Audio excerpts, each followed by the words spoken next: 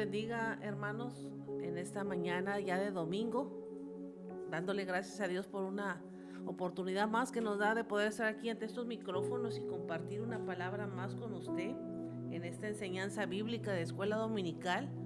Gracias por acompañarnos a los que ya están ahí, la hermana Karina de San Antonio, a todos los hermanos que ya se están conectando en esta mañana del Templo Remanente Fiel. Gracias por acompañarnos como siempre. Recuerde que este es el día del Señor. Hoy, inicio de semana, domingo, abrimos dándole el primer lugar a Dios en nuestras vidas y creyendo que la provisión de Él será para nosotros, porque lo hemos puesto en primer lugar, como dice la palabra. Así que yo sé que usted ya está preparado. Le recuerdo solamente un poquito que estamos estudiando la carta de los Filipenses y Colosenses en este mes de noviembre y diciembre. Y ya estamos en el capítulo 3 de Filipenses. Y la semana pasada estuvimos en el Congreso, pero yo una semana anterior había dado dos clases, que era Filipenses 1 y Filipenses 2, y hablaban estos dos capítulos del libro de los Filipenses del servicio que nosotros damos cuando hemos determinado en nuestra vida, en nuestro corazón, darle de lo que Dios nos ha dado, darle una forma de agradecerle, de gratitud, de estar conscientes de lo que Dios nos da, es nuestro servicio.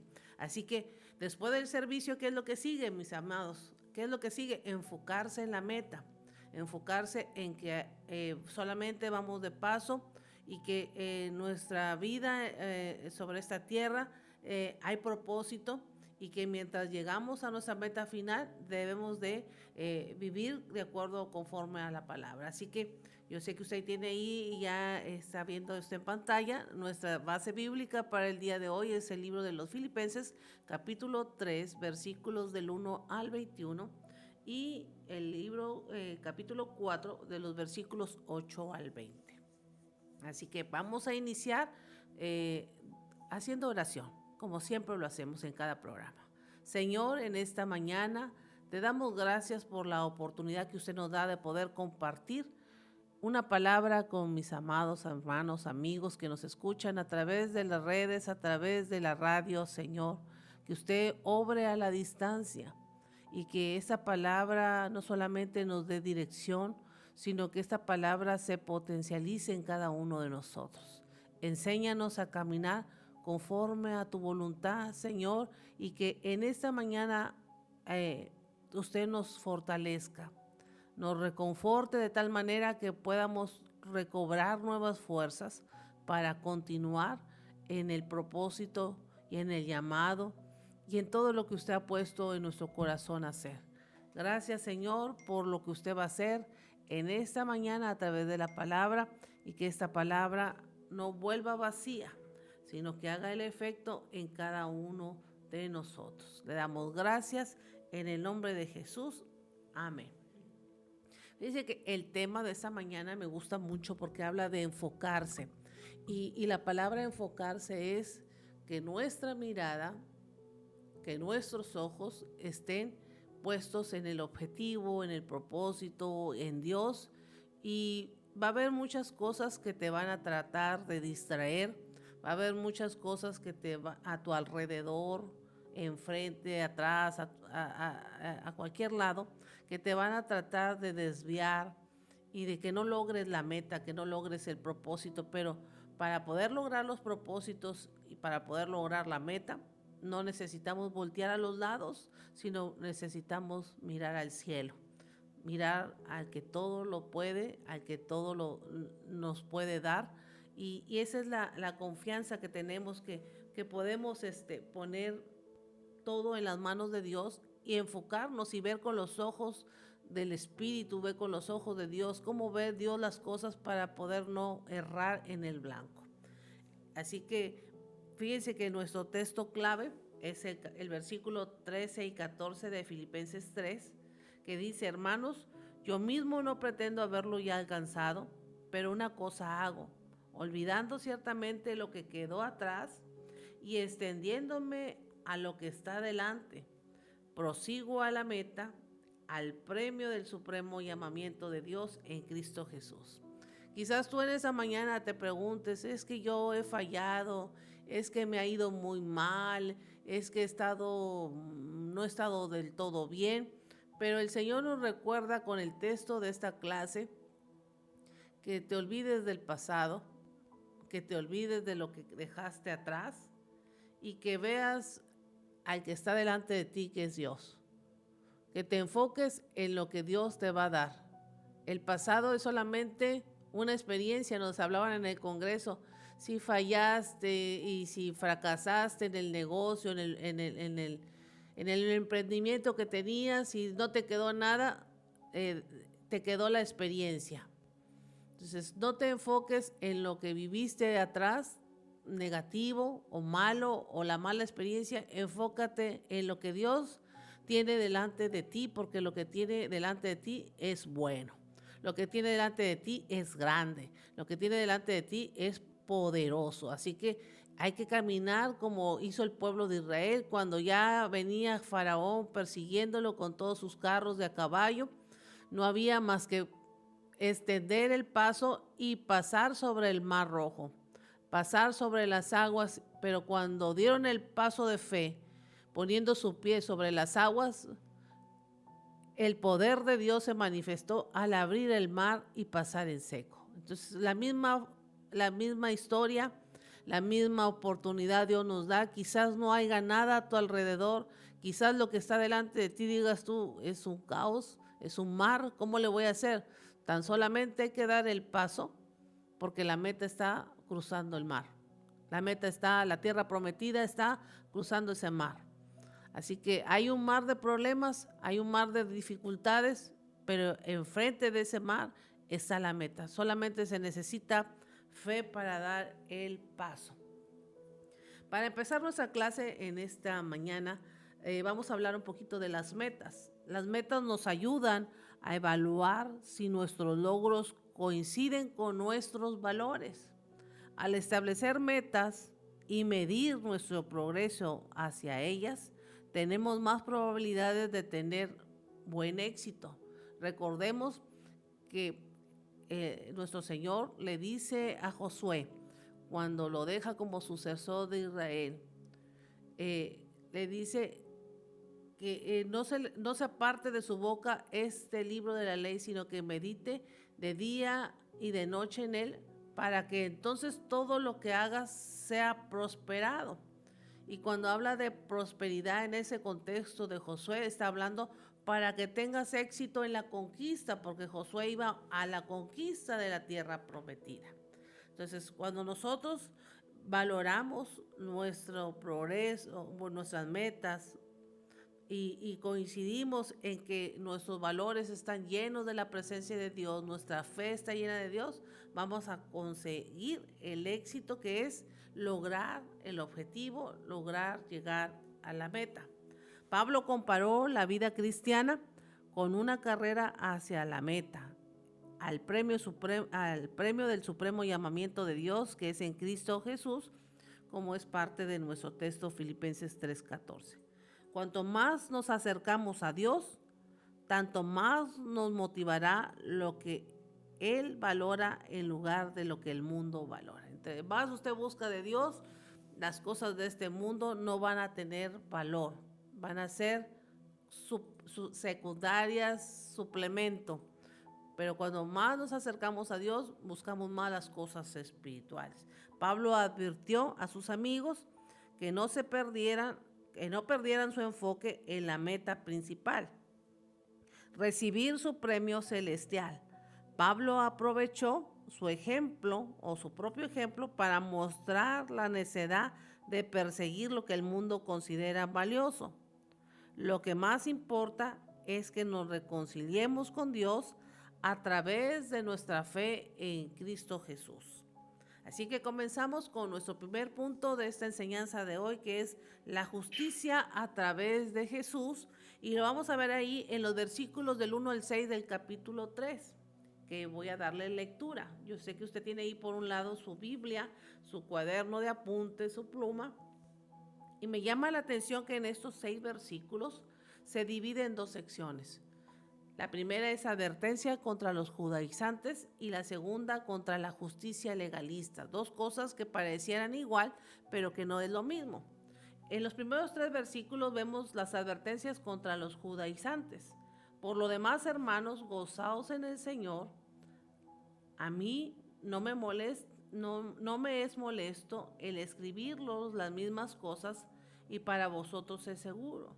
Guardaos de los perros, guardaos de los malos obreros, guardaos de los mutiladores del cuerpo, porque nosotros somos la circuncisión, los que en espíritu servimos a Dios y nos gloriamos en Cristo Jesús, no teniendo confianza de la carne.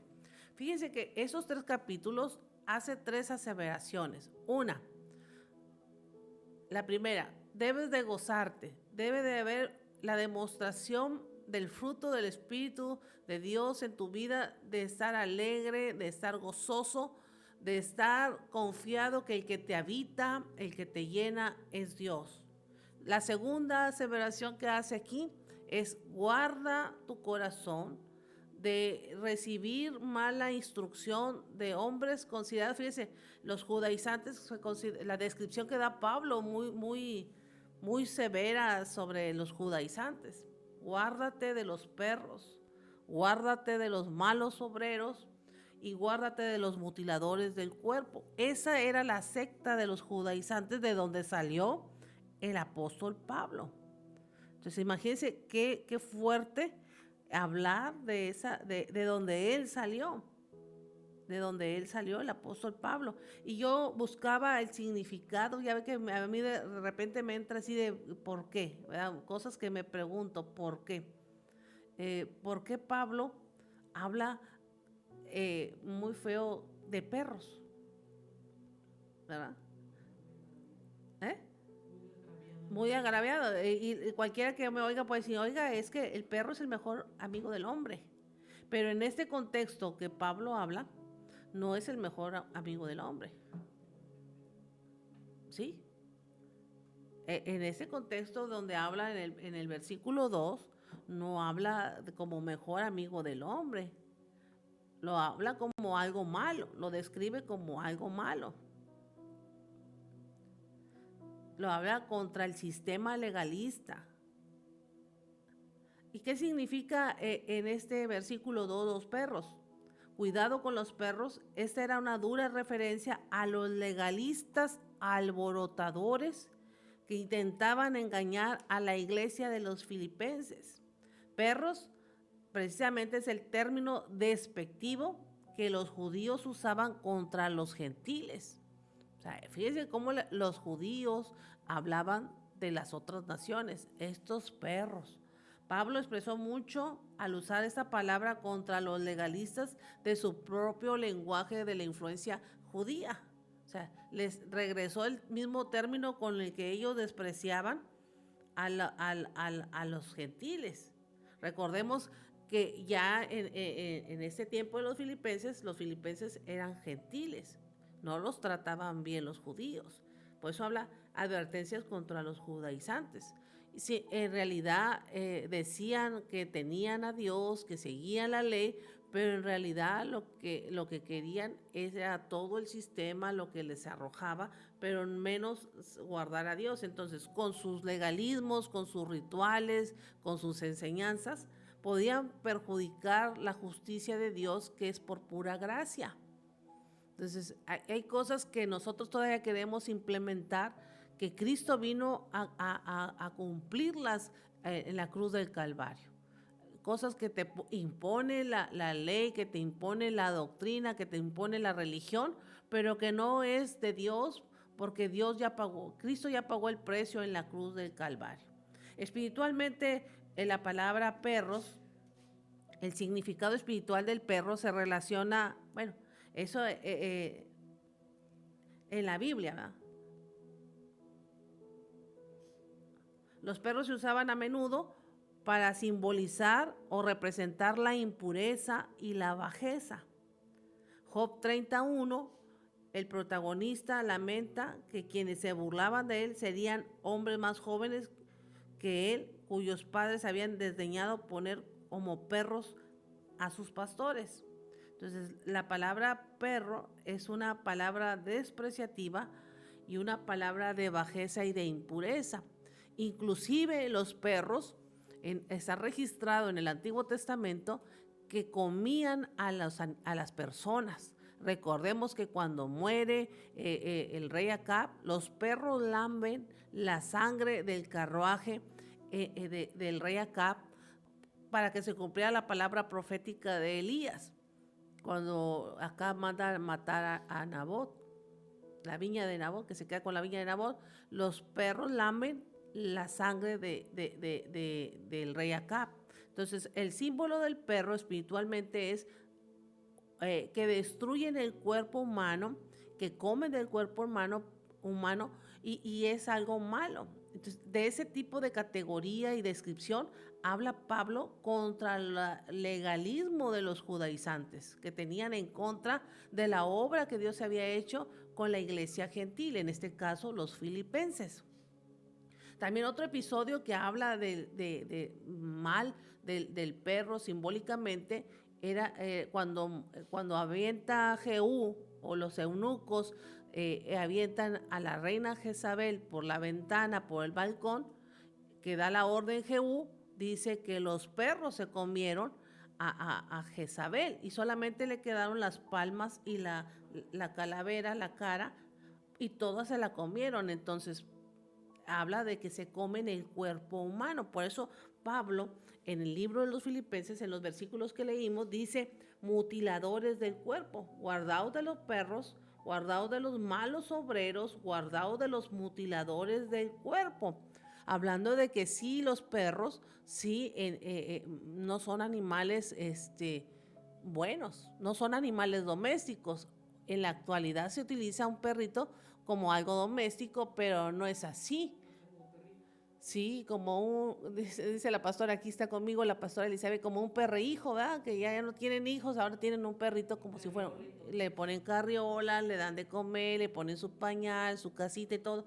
Pero en el Antiguo Testamento y en el Nuevo Testamento, Pablo lo vuelve a reafirmar, no eran animales domésticos, eran animales que destruían el cuerpo y que podían comerse a una persona. Por eso hace esa aseveración, esa pensamiento lo expresa Pablo para decir que los animales, en el caso de los perros, que también en el libro de Apocalipsis dice el apóstol Juan, dice, y los perros estarán afuera.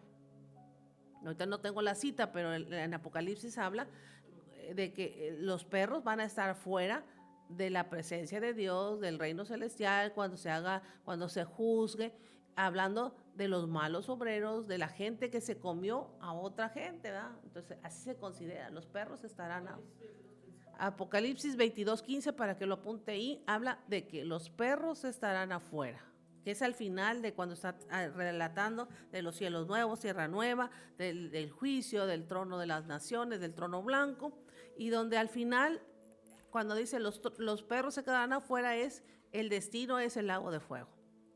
Bueno, entonces ya me fui a Apocalipsis, ya me fui al Antiguo Testamento, regresamos a Filipenses, que es nuestra enseñanza de hoy, y Pablo hace esas advertencias porque Pablo salió de ese sistema, amigos.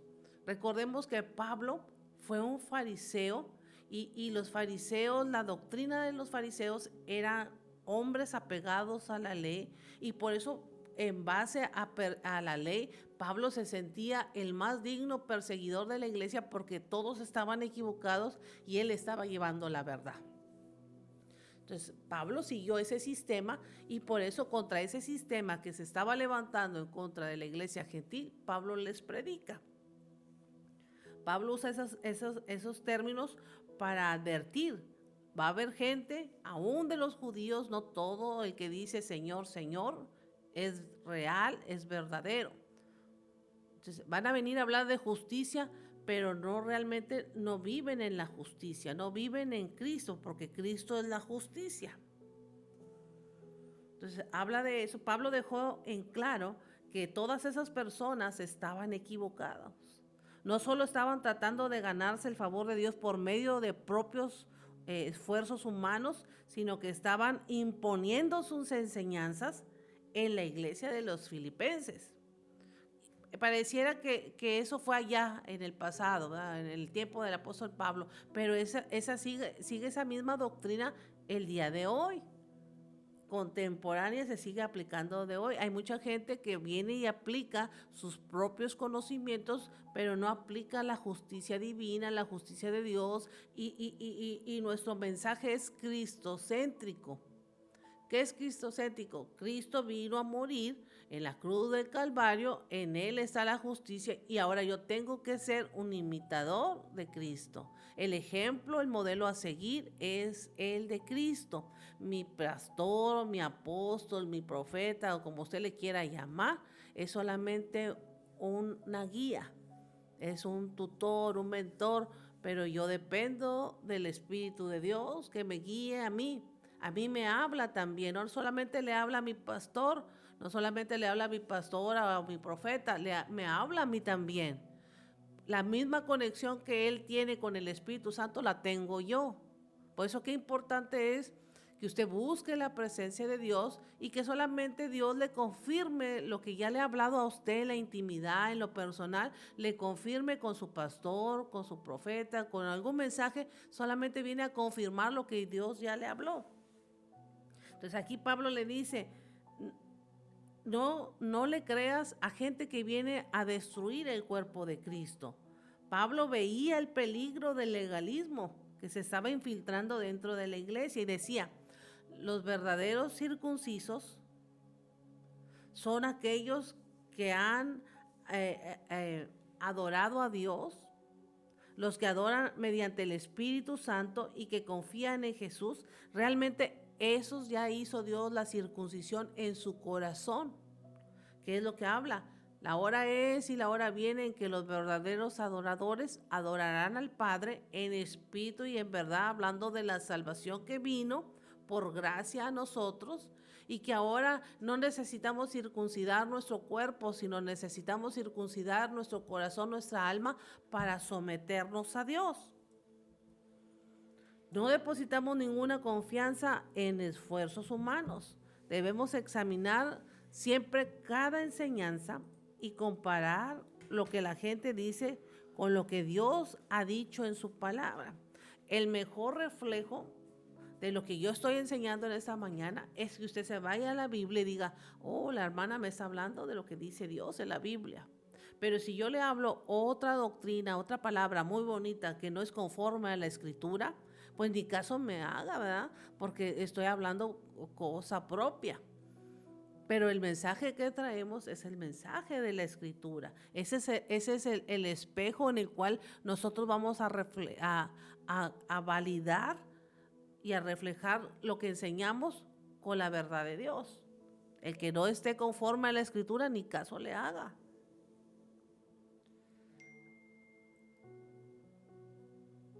Comparando lo que he dicho con sus palabras, si algún mensaje exalta al esfuerzo humano o contradice al Evangelio, debemos de rechazarlo categóricamente. Si yo no le hablo de Cristo, si yo no le hablo que Cristo vino y murió en la cruz por sus pecados o mis pecados, si se fue a preparar lugar, si no le hablo de eso, si no le hablo del Espíritu Santo que viene a guiarnos a la iglesia, a toda verdad y a toda justicia, y que en la verdad ahí podemos, en la palabra que es la verdad, podemos encontrar la justicia, la paz, la fe, el fruto del Espíritu. Dios nos habla a través. Si yo no le hablo de ese tipo de información o de instrucciones, usted no me debe de hacer caso. Si no viene en la Escritura, usted no me haga caso. La conversión de Pablo cambió por completo la perspectiva que él tenía de lo que le agradaba a Dios. Recordemos que el apóstol Pablo, antes de ser apóstol Pablo, llamado Saulo de Tarso, era un perseguidor de la iglesia. Y él creció como un fariseo, tratando de que se siguiera la ley de Moisés al pie de la letra, y todo el que se decía seguir a Cristo era blasfemo porque no seguía la ley de Moisés, que son los versículos 4 al 6, advertencias contra la justicia legalista. Aunque yo tengo también de qué confiar en la carne, eso lo decía el apóstol Pablo, si alguno piensa que tiene de qué confiar en la carne, ese soy yo. ¿Qué quiere decir ese versículo 4? Quiero explicárselo. Versículo 4 del capítulo 3. quiero explicarles lo que significa.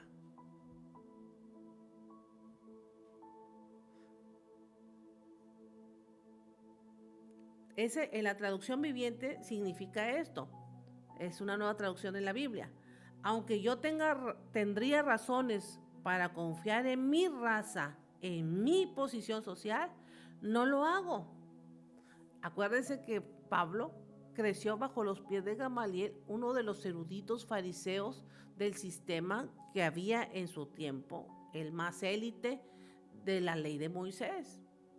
Por eso dice, aunque yo tendría mis razones para confiar en mi raza, que era judío y era fariseo, en su posición social, que no era un hombre de bajos recursos, sino que era un hombre de dinero, no lo hago. El contexto de Pablo no es que estaba presumiendo su posición social o su elocuencia en las letras. Estaba presentando sus credenciales de dónde él salió, que no era cualquier hombre, era un hombre preparado, capacitado, con conexiones en el mundo militar, social, en el entorno donde él se movía. Él era un hombre con credenciales. Pero él decía, todo esto que estoy presentando lo veo como una pérdida en comparación con el conocimiento de Jesucristo. O sea, que todo lo que él sabía, todas sus conexiones, todo lo que él tenía, que eso es lo que el sistema terrenal te dice. Tú eres licenciado, tú eres ingeniero, tú eres esto, tú tienes dinero, tú tienes posesión. Eso es lo que vale en el sistema terrenal. Pablo aquí lo echa por tierra y dice, todo eso no es nada, no se compara, es una pérdida en comparación con el conocimiento de Jesucristo. Él considera sus logros pasados, fíjese, como basura para poder ganar a Cristo. La razón por la que Pablo se enfoca en esto es porque a través de la fe en Cristo, uno puede tener la verdadera justicia que proviene de Dios, en lugar de la que se basa en la ley, que son los esfuerzos humanos. ¿Cuántas cosas no vemos el día de hoy, amigos, hermanos, que la ley no cumple, ¿verdad? La ley, como dicen, es ciega. La ley no realmente aplica la justicia y hay muchas cosas injustas que pasan y realmente no se aplica la ley. Pero yo siempre lo he dicho, todos los que están en autoridad, como jueces, como ministros ahí en la Suprema Corte de Justicia, los que están en autoridad como un presidente municipal, un presidente o un gobernador o el presidente de nuestra presidenta de la República, los diferentes diputados, senadores, todos los que están en autoridad, aún maestros que están bajo autoridad, padres de familia que están bajo autoridad, Dios nos va a demandar, pastores, maestros, profetas, que tenemos un nivel de autoridad, todos los que tenemos autoridad en esta tierra, Dios nos va a demandar el que se haya realmente ejercido la justicia, el que se haya obedecido a Dios, y te va a demandar tu nivel de autoridad que tú debías de haber respondido. Entonces, independientemente de que aquí en la tierra paguemos, en el cielo nos van a demandar eso. Por eso qué importante es que los que estamos bajo autoridad o que tenemos autoridad, realmente hagamos nuestra parte. Y Pablo le dice, todo lo que yo sabía, porque crecí desde los 8 años, me llevaron para ser instruido como un fariseo, que son una de las tareas que le encargué yo a los hermanos en la iglesia, que me buscaran el significado de fariseo, la descripción, el perfil psicológico, mental, religioso, ministerial de un fariseo, para poder entender el contexto cultural y el contexto de una persona así. Entonces Dios le dice, o Pablo dice, yo te saqué de ese sistema para traerte a la verdadera justicia, para traerte a la justicia divina donde se mueve todo lo contrario a lo que el mundo lo mueve.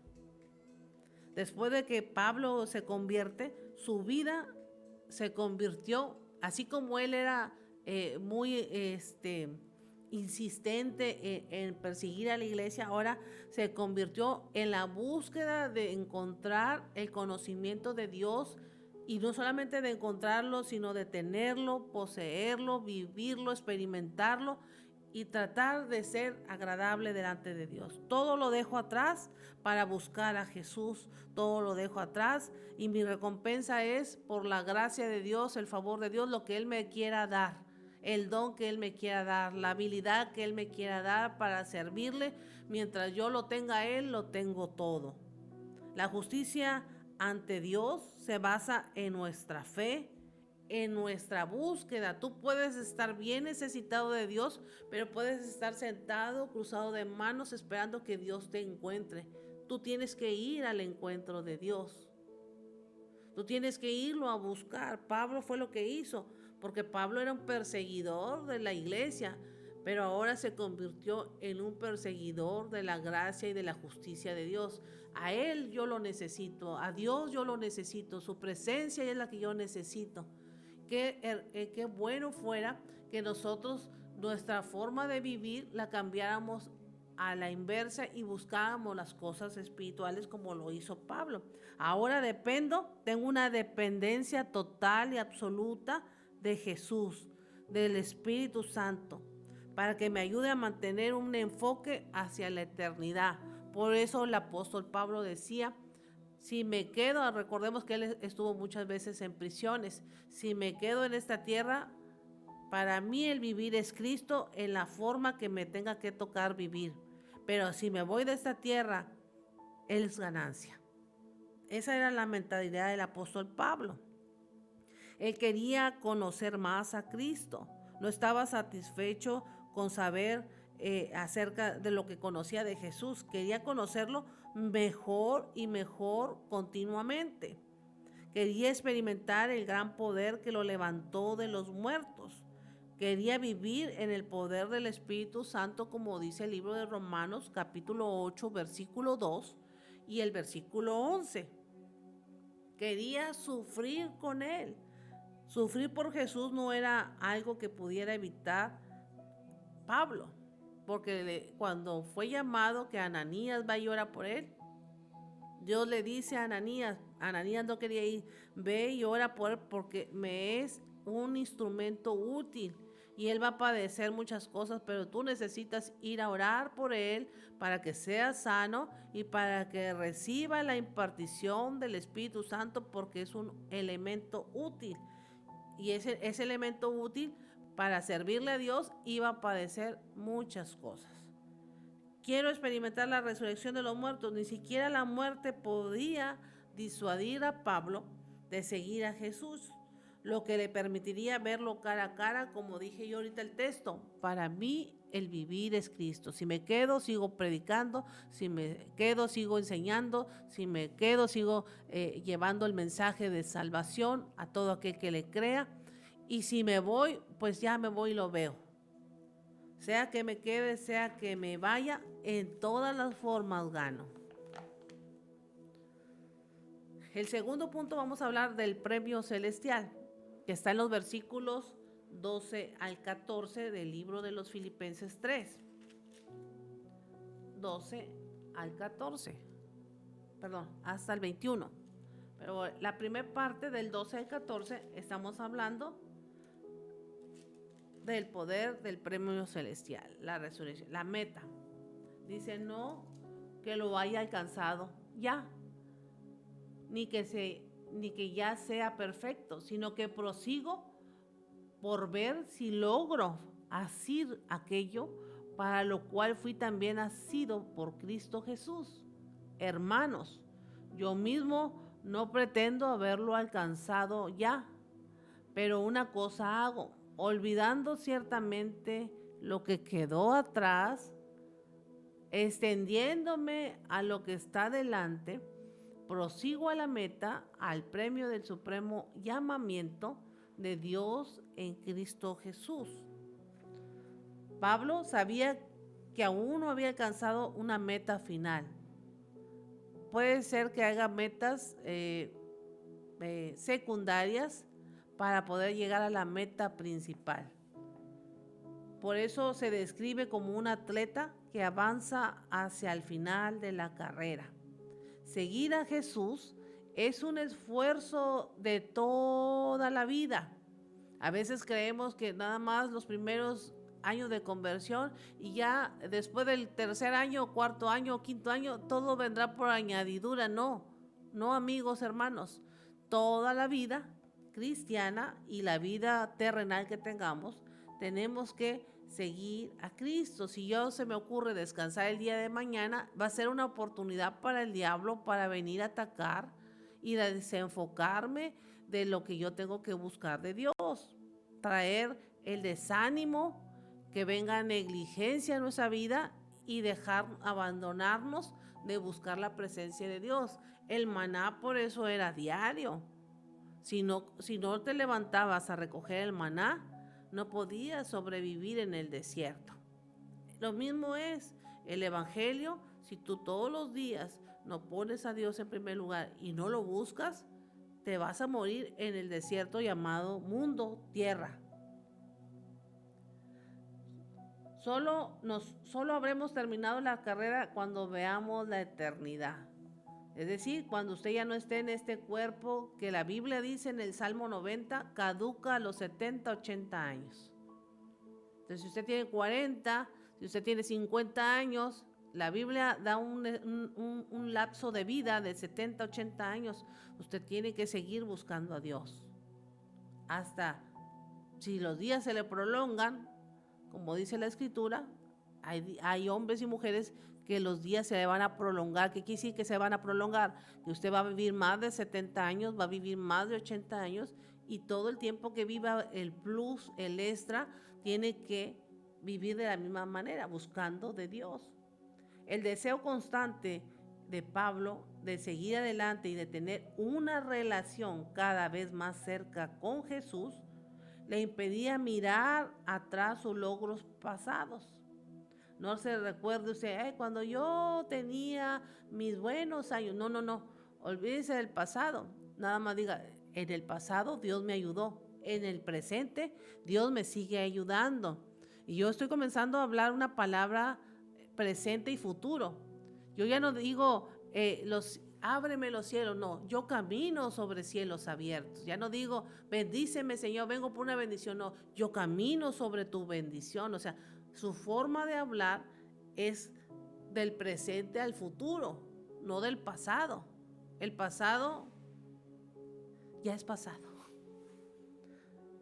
Dijo la profeta Net, no vale la pena recordarlo, aunque hayan sido buenos tiempos o aunque hayan sido malos tiempos. El presente, ¿cómo está usted con Dios hoy? Eso es lo que cuenta. Porque el hoy, como esté usted hoy, determinará el mañana y el futuro para su vida y para la descendencia y el linaje que usted deje. Porque como usted vive hoy, así van a vivir sus hijos el día de mañana. Entonces, si usted vive hoy fracasado, triste, sin ilusiones, cansado, con una vida mediocre, cuando hablamos de la palabra mediocre es a medias, a veces sí, a veces no, a veces sí, a veces no. Si vivimos de esa forma nuestra vida cristiana, el día de mañana tus hijos van a vivir así, porque fue el ejemplo que les dejaste, no diciéndoles como te vieron.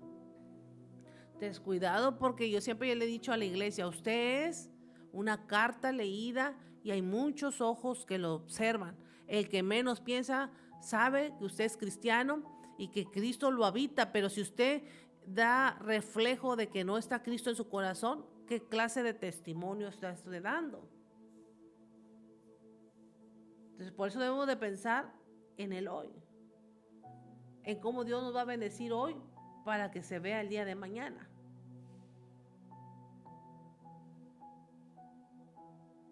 Así debemos de pensar cuando buscamos de Dios fervientemente, que se nos note y se nos luzca la bendición, que se nos luzca y se nos note la paz de Dios en nuestra vida. Aún si hemos logrado grandes cosas para Dios en el pasado, debemos de fijar nuestra mirada en el futuro y continuamos siguiéndolo a Él obedientemente día con día. Eso se llama proseguir a la meta. La obediencia no es nada más en una tarea, la obediencia es diaria. Hoy tú tienes que hablar con Dios, hoy tú tienes que sentir la presencia, hoy Dios te tiene que hablar, no nada más que tú hables y nunca lo dejaste hablar a Él. Recuerda que es una relación, tú hablas y Él te contesta, Él te habla y tú le respondes. Es una relación, una relación de Dios contigo, del Espíritu Santo contigo, para una interacción para que Él te diga, no me gusta cómo vives, no me gustan tus modos, no me gustan tus formas, tienes que cambiarlas. Y tú le digas, Señor, yo no sé cómo cambiarlas. Y ahí está la relación. Enséñame a cambiarlas. Yo no quiero ser así, yo quiero ser como tú quieres, yo como a ti te agrada. Esa es la relación que debemos de tener con Dios. Él nos ayuda, Él está presto para ayudarnos. Vamos a leer ahora los versículos 15 al 21 del capítulo 3. Habla de la unidad y habla de la verdad. Así que todos los que somos perfectos, esto mismo sintamos. Y si otra cosa sientes, esto es lo que revelará de Dios. Pero en aquello que hemos llegado, sigamos una misma regla, sintamos una misma cosa. Está hablando de la unidad. Cuando habla de perfectos, está hablando de seguir la palabra de Dios, que es lo que nos lleva a la estatura del varón perfecto. La estatura del varón perfecto, la medida, la estatura y la plenitud del varón perfecto es Cristo. Habla de 3 niveles: medida, estatura y plenitud. ¿En cuál de estos 3 niveles tú estás para poder estar al acorde del ejemplo de Jesús, que es la perfección? Por eso somos una obra continua que Dios está trabajando, procesándonos, quitándonos lo que nos estorba, añadiéndonos lo que nos hace falta. Por eso todos los días debemos de ir a Dios en oración, para que esa perfección de la imagen de Cristo se refleje en nuestra familia. Y habla de una unidad. Entonces tú debes de sentir lo que sintió Cristo. Tú debes de sentir la presencia de Dios. Tú debes de sentir la compasión por las almas. Tú debes de predicar lo mismo, que nadie se pierda, sino que todos procedan a un arrepentimiento. Hermanos, ser imitadores de mí y mirar a los que así se conducen, según el ejemplo que tenéis nosotros. Porque por ahí andan muchos, los cuales os dije muchas veces, y ahora los digo llorando, que son enemigos de la cruz de Cristo, al fin de los cuales será perdición, cuyo Dios es el vientre y cuya gloria es su vergüenza, que solo piensan en lo terrenal. Entonces, el que piensa en lo terrenal, su Dios es el vientre y su gloria es la vergüenza. Qué texto tan tremendo de Filipenses 3:19. 3:19. Vamos a buscar aquí en el comentario bíblico qué nos dice este versículo. El versículo 3:19 de Filipenses describe a las personas cuyo destino final es la perdición, porque han hecho de su Dios su apetito y sus deseos terrenales, y glorifican sus vergüenzas y viven solo para lo terrenal. Su destino es la perdición y destrucción. Su Dios es lo que adoran: el vientre o el apetito, que son deseos físicos y mundanos, que son la prioridad. Su gloria son las cosas de este mundo que les causan orgullo y que también pueden ser vergonzosas. Y el enfoque que tienen estas personas del versículo 19 son hombres y mujeres que solo piensan en las cosas terrenales y materiales, pero que realmente no quieren darle la honra y la gloria a Dios. Entonces habla de que sigamos avanzando, aunque usted vea cosas como estas dentro del Evangelio, porque las va a ver, pero usted no se sienta triste, sino que usted ve ese tipo de personas dentro de las iglesias, ore, Señor, están en tus manos. Usted piense, es necesario que el trigo y la cizaña crezcan juntos, ¿ok? Tú te encargarás, mientras tanto, Señor, si son para salvación, sálvalos. Y si no, que no lastimen a la iglesia, que no la lastimen, y que tú cubras a tu iglesia con tu sangre preciosa, y el que ha de ser convertido se afiance en tu palabra y en la fe.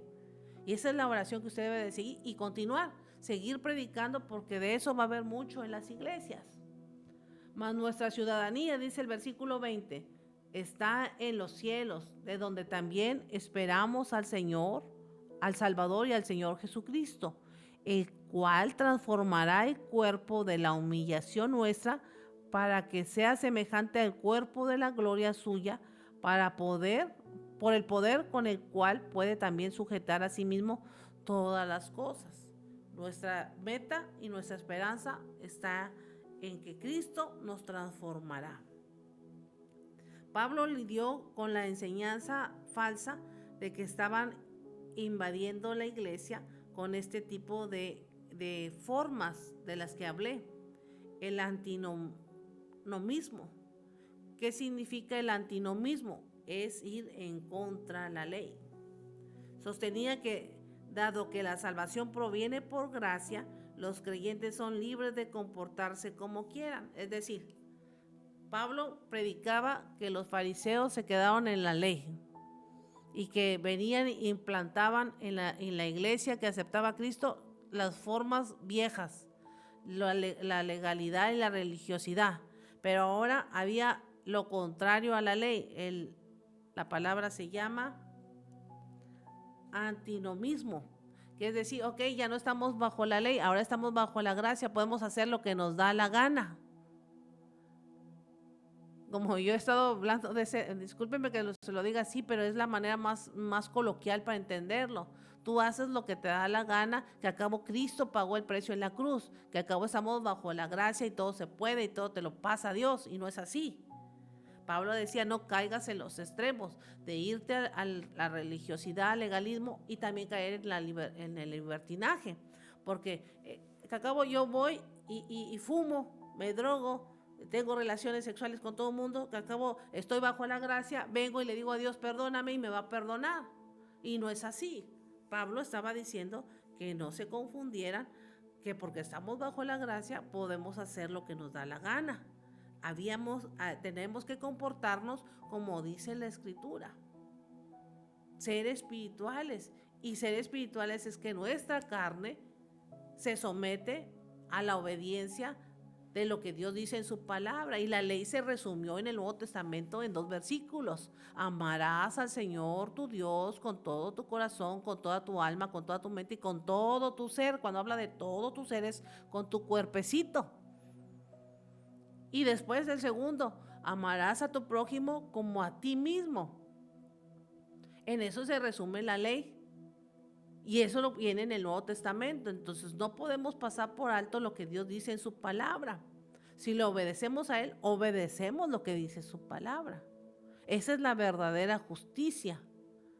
Esa es la verdadera adoración. Que no te hagas ningún ídolo ni de ti mismo, ni de una cosa, ni de una imagen, sino que tu adoración o tu único Dios sea de Él. No te harás imágenes, amarás al Señor tu Dios. Entonces, a veces nosotros, el sistema, lo material, el trabajo, las cosas de este mundo se convierten en un ídolo porque le quita el primer lugar a Dios. Todo lo que le quita el primer lugar a Dios se convierte en automático en un ídolo, aunque no sean cosas malas. El que tu trabajo no es malo, pero si le quita el primer lugar a Dios, se convierte en un ídolo. Tu hijo que tanto quieres no es malo, pero si tu hijo es prioridad antes que Dios, es un ídolo. Y así sucesivamente, las cosas que más te gusten, cuando le das el primer lugar, se convierten en un ídolo. Y es lo que habla Pablo aquí. Esto lo estaban trayendo, esta doctrina, esta enseñanza la estaba trayendo los nuevos maestros falsos a la iglesia. Decían, estamos en un tiempo de gracia, ya no se diezma, ya no se ofrenda, porque eso fue en el Antiguo Testamento. Ya no hay primicias, ya no hay nada, no. Porque todo es bajo la gracia y es todo libre, free, todo libre. Puedes hacer lo que te da la gana, que no te cueste y tú nomás dile, Dios, dame todo. Y no, hay un precio que pagar. Entonces Pablo dice, esa doctrina va en contra de lo que Dios establece. Porque Dios dice, si me amas, guardas mis mandamientos. Eso lo dice Jesús en el Nuevo Testamento. Y los mandamientos se resumieron en esos dos que mencioné. Amar a Dios con todo nuestro corazón, alma y mente y ser, y a tu prójimo como a ti mismo. Entonces, Dios no puede ir en contra de lo que Él ha dicho. Estos nuevos maestros falsos decían, tú puedes hacer lo que te da la gana. Te dan instrucciones, pero tú como quieras, haz lo que te da la gana, lo que tú quieras, que al cabo estamos bajo la gracia y no es así. Pablo explicó que estos falsos maestros creyentes son libres de comportarse como quieran, pero no encaminaban hacia la salvación, sino en realidad estaban metiendo una enseñanza que los iba a llevar a una destrucción eterna. Más bien, este tipo de enseñanza lo único que hacía era complacer los apetitos terrenales, sexuales y todo lo que usted quiera, y se adoraban a ellos mismos en lugar de adorar a Dios. Nosotros como cristianos, nuestro enfoque principal debe de ser nuestro hogar eterno y el pronto regreso de Jesús. Y mientras vivimos en esta tierra, vivir de acuerdo a como Dios quiere, en obediencia a Él. Pero para vivir conforme Dios quiere que tú vivas en esta tierra, necesitas obligatoriamente, forzosamente siempre estar orando, si no, ¿cómo vas a saber cómo vivir? En este momento, nuestros cuerpos, cuando venga Cristo, nuestros cuerpos serán transformados como Él fue transformado cuando ascendió a los cielos. Y dice ya el versículo 21, que fue lo que le di lectura, mientras tanto cada uno de nosotros debemos de evaluar nuestro progreso hacia la madurez espiritual. Madurez no implica que tú tengas 20 años de cristiano. Tú puedes tener 1, 2 años, 3 años, 4 años y ser más maduro que un cristiano de 20.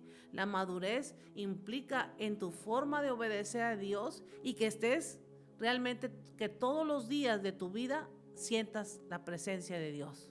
¿Cómo evalúas tú un cristiano que ya tiene mucho tiempo en la iglesia, pero que sigue en fracaso, que sigue peleándose con el esposo, con la esposa, que sigue teniendo problemas con sus finanzas, que no se sabe regular en sus finanzas? Es un cristiano que no es maduro. Porque si realmente oyera la voz de Dios, entendiera lo que el Espíritu Santo le dice, no viviera en crisis, no viviera con problemas. Si le hubiera obedecido a Dios, hubiera hecho obedecido o caso a la palabra que Dios le da para vivir sabiamente en esta tierra, y el problema ya no fuera problema, ya se hubiera implementado la respuesta que Dios le ha dado. O sea, a veces nosotros hablamos con Dios y nomás te desahogas, pero realmente no obedeces lo que Dios te dice. Dios no te quiere ver en problemas, pero la parte es que Dios te da la respuesta, pero falta que tú la pongas, la implementes la respuesta. ¿Cuántas cosas Dios nos dice, nos revela, y a veces queremos que venga el profeta y nos diga exactamente cómo te tienes que manejar y cómo te tienes que mover, cuando Dios ya te lo tuvo que haber revelado a través de la oración, en la intimidad que tú tienes con Él, ya te tiene que haber dicho? Pero a veces no queremos que algo mágico fuera de venga y nos diga audiblemente. Pero Dios está presto para ayudarnos. Y estoy hablando de la meta, de la meta principal. No puedes llegar a una meta principal cuando no has conquistado las metas secundarias. Siempre hay una meta al final. pero en el trayecto, en el caminar, en el estadio, en la cancha, hay secciones que dicen 100 metros, 200 metros, 300 metros, y en cada sección hay un vaso, una agua, o hay algo que te da un incentivo para seguir adelante al final, porque estás corriendo una meta de muchos, muchos, muchos metros.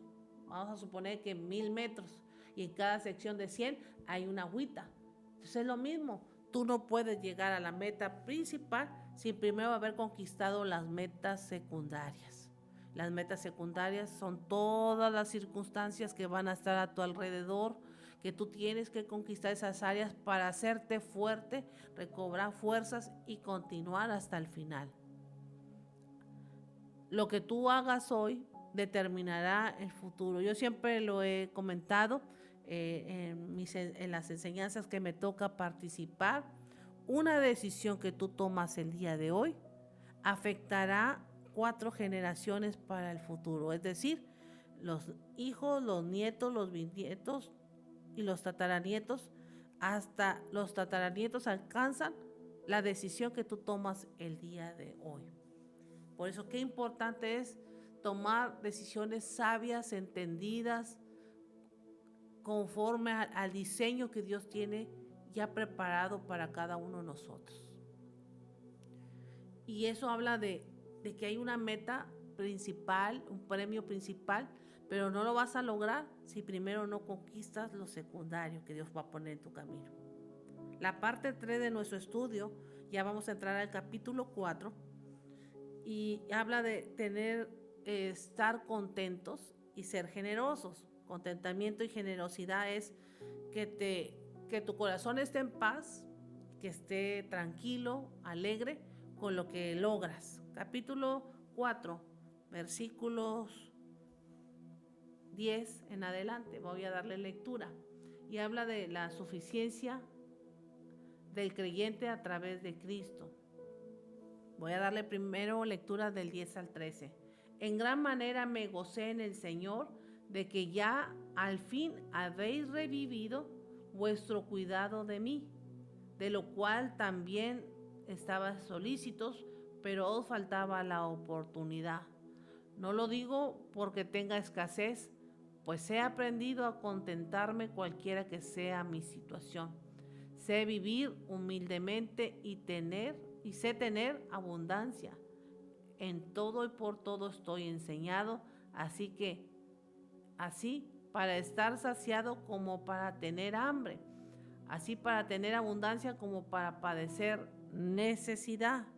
Y el texto que todo mundo conocemos, todo lo puedo en Cristo que me fortalece. A veces decimos ese texto, todo lo puedo en Cristo que me fortalece, sin saber el contexto bíblico, amados hermanos. Y el contexto bíblico es que Pablo estaba en la cárcel. Pablo había sufrido tribulaciones, Pablo había sido azotado, Pablo no vivía una vida espléndida, había tiempos de escasez, había tiempos que no comía, había tiempos que comía, como él lo describe. La iglesia de los filipenses fue una iglesia que le ayudó económicamente en el ministerio del primer y segundo viaje misionero que tuvo el apóstol Pablo, pero aún así con las ofrendas que esta iglesia le otorgó al apóstol Pablo, quizás en el camino no llegaron las ofrendas porque tuvo tiempos de escasez, tuvo tiempos de hambre, pero Dios lo estaba formando al apóstol Pablo, y por eso Pablo describe: con todo lo que he vivido bueno, con todo lo que me han ayudado, que Dios los ha bendecido por lo que me han ayudado y también por lo que no me llegó, con todo yo estoy tranquilo, estoy gozoso, me contento en esto, que sé que Dios me ha guardado durante todo este tiempo. Por eso dice el versículo 11, he aprendido a contentarme cualquiera que sea mi situación de crisis, mi situación de abundancia, mi situación de haber llorado, mi situación de haber reído, mi situación de haber estado en lo alto como haber estado en lo bajo, mi situación en haber caído en un cuadro depresivo que lo perdí todo, como en un cuadro donde lo he tenido todo. Cualquiera que sea mi situación, sé vivir tanto en la humilde como en la abundancia, en la escasez como en tener. En todo esto me ha dado una enseñanza. Estar saciado como tener hambre. Por eso puedo decir que todo lo puedo en Cristo que me fortalece, porque en todos los tiempos buenos y malos, Él ha sido mi fortaleza. En Él me he refugiado. En Él he estado libre de cualquier acechanza del enemigo. Filipenses 4:10 marca la transición de Pablo a la sección final de esta carta de los Filipenses. En esos versículos Pablo agradece a todos los creyentes de la iglesia de los Filipenses que apoyaron su ministerio y estaba contento, agradecido con Dios por la abundancia aún estando en prisión. Pablo les explicó a los filipenses que había aprendido a estar contento con lo que Dios le había proveído. El verdadero secreto de Pablo es que había aprendido a apoyarse no en las finanzas de los hermanos, sino apoyarse en Jesús. Y que gracias a Cristo Jesús, él tenía una fortaleza que podía soportar cualquier cosa. ¿Usted ha escuchado la frase que dice, ya no puedo más? Hasta aquí llegué, ya estoy cansado. Cuando usted oiga esas frases, ya estoy cansado, ya no puedo más, hasta aquí llegué, quiere decir que has bajado la guardia y que realmente Cristo no es tu fortaleza.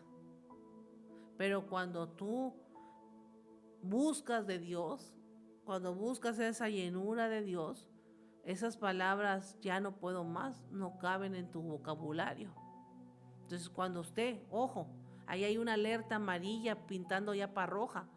Cuando usted diga, ya no puedo más, hasta aquí llegué, estoy cansado, realmente le falta la fortaleza que es la presencia de Dios en su vida. ¿Y qué hay que hacer? Volver a buscarlo. Señor, yo no puedo, pero tú puedes en mí. Fue lo que hizo Pablo. Cuando Él gobierna nuestra vida, cuando Cristo habita en nuestro corazón y su presencia, su Espíritu Santo nos habitan, no hay cavidad para la debilidad espiritual, sino hay una fortaleza, un escudo protector que nos cubre de todas las cosas. Cuando buscamos cosas materiales que nos satisfacen, no vamos a tener lo suficiente. Solo aprender el secreto del contentamiento en Cristo nos ayuda a estar gozosos, a sacar la amargura, la insatisfacción. Por eso debemos de buscarle todos los días, amigos. Todas las veces que usted pueda, ahí está Dios, a cualquier hora del día. No tiene que ser nada más en la noche o no nada más en la mañana que usted sale o regresa del trabajo. A cualquier hora del día, ahí está Dios presto para ayudarlo. Filipenses 4:14-20, que habla de la generosidad, que es el contexto después de todo lo puedo en Cristo. Todo lo puedo en Cristo que me fortalece. Él me ha ayudado y puedo decir que en cualquier situación soy fuerte. Sin embargo, bien hiciste en participar conmigo en mi tribulación. Y sabéis también vosotros, oh filipenses, que al principio de la predicación del Evangelio, cuando partí de Macedonia, ninguna iglesia participó conmigo en razón de dar y recibir, sino solamente ustedes, filipenses. Pues a Tesalónica me enviasteis una y otra vez para mis necesidades. No es que busque dádivas, sino que busco fruto. Está hablando del fruto del Espíritu que debía de crecer en cada uno de nosotros, que abunde en vuestra cuenta. Pero todo lo he recibido y tengo abundancia, estoy lleno, habiendo recibido de Epafrodito lo que enviaste, olor fragante, sacrificio acepto, agradable a Dios. Se estaba hablando de economía. Mi Dios pues suplirá todo lo que os falte conforme a sus riquezas en gloria en Cristo Jesús. Lo que ustedes me han dado generosamente, al 1000 por 1 Dios se los regresará. Eso es lo que dice Filipenses 4:19. Mi Dios pues suplirá todo lo que te falte conforme a sus riquezas en glorias en Cristo Jesús. Versículo 20. Al Dios el Padre nuestro sea por los siglos de los siglos. Amén. Ese es el final de la carta a los filipenses, donde los filipenses recibieron por mano del apóstol Pablo el agradecimiento, y quedó aquí, que yo lo repito hasta el día de hoy, después de más de 2000 años de escrita la palabra, se sigue hablando de esta iglesia de los filipenses, que fue una iglesia que contribuyó al ministerio. La ofrenda de ellos fue a predicar en el primer viaje y en el segundo viaje misionero, a donde Pablo fue y levantó iglesias. Así que llevar el evangelio no es precisamente que tú vayas directamente, sino que tu ofrenda vaya y predique y libere a alguien. Pablo estaba agradecido con la iglesia que obedeció a Dios y que fueron usados por Dios para la provisión del apóstol. La iglesia de los Filipos apoyó a Pablo en los primeros días de su ministerio. De hecho, fueron más allá de una donación única, brindándole apoyo continuo durante su segundo viaje misionero, como lo dice el versículo 16. A través de su generoso apoyo a la obra de Pablo, los filipenses habían hecho el tipo de inversión ministerial que produciría dividendos eternos, es decir, todas las almas que se ganó el apóstol Pablo, a ellos le están contadas en el cielo en su corona de vida eterna. Pues todos vamos a tener una corona de diferentes materiales conforme sea nuestro servicio a Dios. Entonces, todo lo que ganó el apóstol Pablo y todo lo que sigue ganando el mensaje que dejó escrito, le sigue contabilizando a los filipenses, amigos, hermanos. Usted puede decir, ay, pues ya no están los filipenses de aquel tiempo que apoyaron a Pablo, pero quedó gravitando la palabra en el espacio y en el tiempo hasta el día de hoy. Y si alguien se convierte por este ejemplo de la iglesia de los filipenses, le sigue añadiendo a su corona que van a recibir, le sigue añadiendo Dios piedritas y bendiciones, galardones que van a recibir. Entonces, esa es una inversión en el reino que no tiene fin. Usted va a un banco y abre una cuenta de inversión y le genera un interés, un dinerito, ¿verdad? Y cada que usted lo necesita va y lo saca. Pero hasta ahí llega una inversión en esta tierra. Después, por la economía y las diferentes cosas que pasan en la economía, de repente ya no le dan el mismo interés, bajan los intereses y ahí están volátiles unos a otros y nunca va a recibir lo que debería de recibir por su dinero, porque siempre pues el banco y el gobierno pues tienen que cobrar su impuesto por manejar su dinero. Así se mueve la economía en esta tierra. Pero la economía en el cielo es diferente. La economía en el cielo, aún en el tiempo y en la eternidad, sigue incrementándose. Por eso me gustó la palabra que se utiliza aquí. La inversión, el tipo de inversión ministerial seguirá produciendo dividendos. La palabra dividendos eternos es el interés y la ganancia. Entonces, lo que usted aporta para un ministerio, aunque el ministerio, por decirlo de esta forma, no tenga un auge ministerial, no llegue a todas las naciones, lo que ese ministerio trabaje, le contabiliza a usted también en el reino de los cielos. Por eso habla de una inversión ministerial que producirá dividendos eternos. O sea, allá en el cielo tú vas a seguir ganando. La cuenta va a seguir subiendo, y cuando ya te toque que Dios te llame a cuentas y te tenga que dar tu galardón, tu recompensa, ahí se va a ver todo lo que se ganó en un tiempo, en 2 tiempos, en 3 tiempos, que habla de generaciones. Estamos hablando no solamente de 1000 años, sino de 2000 años, porque esta palabra de los filipenses ha estado por más de 1000 años. Entonces, los filipenses, la iglesia de los filipenses, sigue teniendo sus dividendos eternos por esta palabra que se predica y por el ejemplo que Pablo los pone a ellos como una iglesia que invierte en el reino de los cielos. No con eso estoy diciendo que usted comience a dar, usted le tiene que nacer. Yo le puedo implementar una cantidad fija para que usted aporte para la iglesia, pero no le salió de su corazón. Entonces, usted lo va a dar con tristeza, no lo va a dar con alegría, Dios no lo va a bendecir, aunque usted esté dando una cantidad mensual. Todo lo que usted dé en el reino de los cielos tiene que salir de su corazón, de la intención de su corazón de realmente querer invertir. Por eso se necesita un cambio de mentalidad cuando ofrendamos, un cambio de mentalidad cuando servimos en la iglesia, un cambio de mentalidad cuando buscamos hacer la voluntad de Dios. No lo haga por quedar bien con la gente, no lo haga quedar bien con el pastor, hágalo porque en su corazón le nace hacerlo, para que Dios lo tome en cuenta.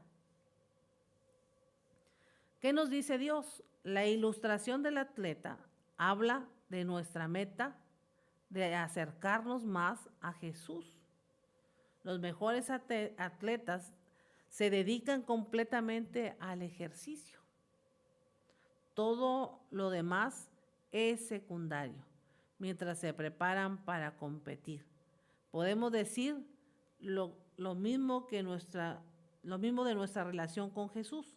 Estamos completamente comprometidos a amar a Dios con todo lo que tenemos y amar a nuestro prójimo como a nosotros mismos, como mencionaba yo en el libro de Mateo 22, 37 al 39.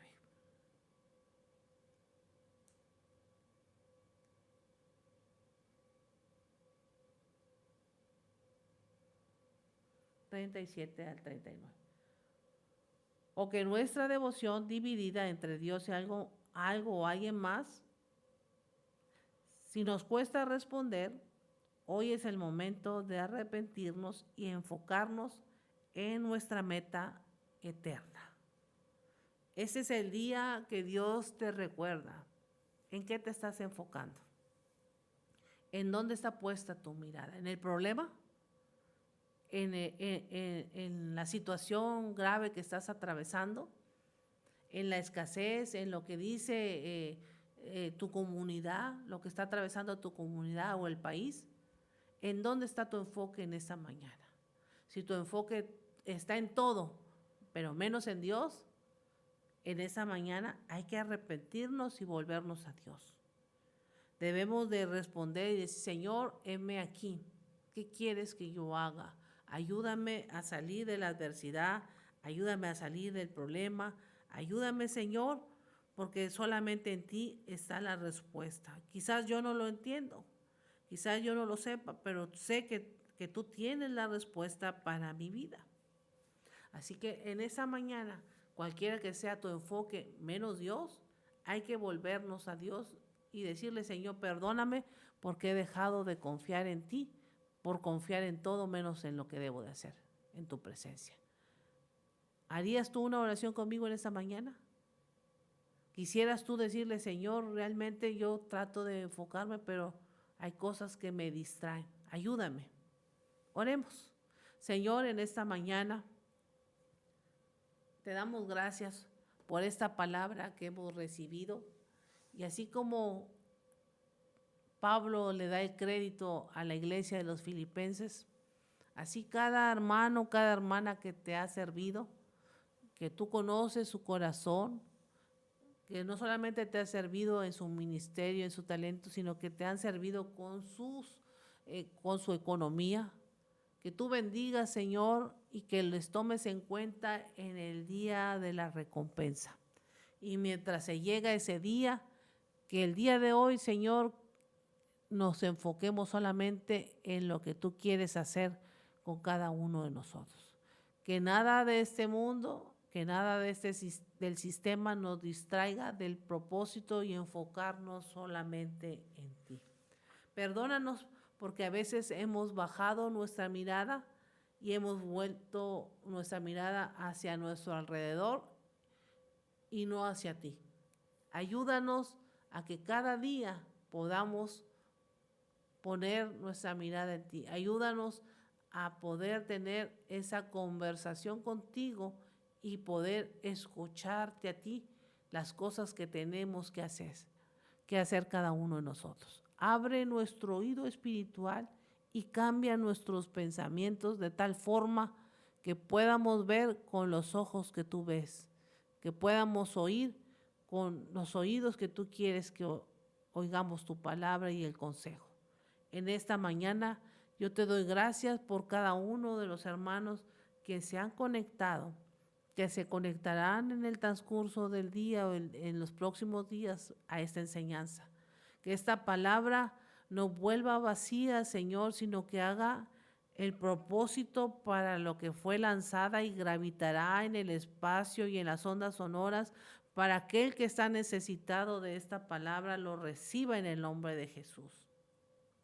Que toda obra del enemigo, que todo falsedad que se ha infiltrado, todo consejo malo que distrae de tu propósito sea cancelado en el nombre de Jesús y que tu palabra, Señor, se haga real en cada uno de nosotros, que podamos vivirla, que podamos atesorarla y que podamos dejar un legado de ella a las futuras generaciones. Que lo que hoy hemos hablado y hemos orado gravite en el espacio conforme a la necesidad que haya en cada uno de los hermanos que están escuchando, de la audiencia que está escuchando.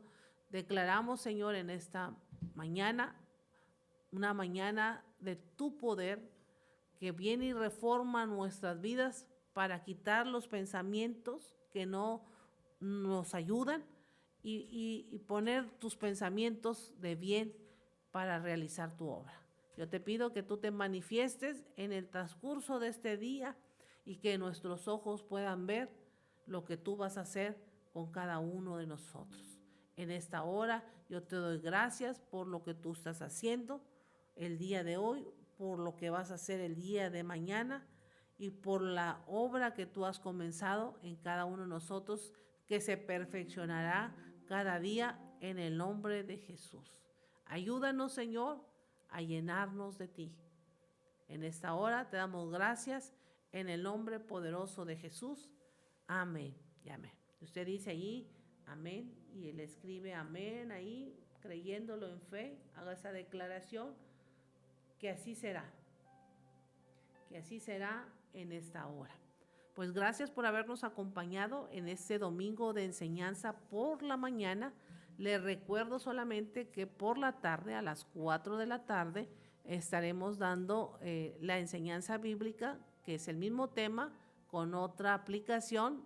Usted sabe que yo doy una aplicación en la mañana, el mismo pasaje, el mismo tema, lo doy, pero con otra aplicación en la tarde, a las 4. En vivo ahí en la iglesia, vamos a estar transmitiendo desde la iglesia. Ahorita estamos transmitiendo desde la cabina de Jesucristo, rompiendo límites para usted. Y por la tarde estaremos transmitiendo en vivo desde la iglesia para ustedes también. Así que a las 4 de la tarde tenemos nuestra enseñanza bíblica de escuela dominical y a las 5 de la tarde tenemos nuestra reunión general en el Templo Remanente Fiel.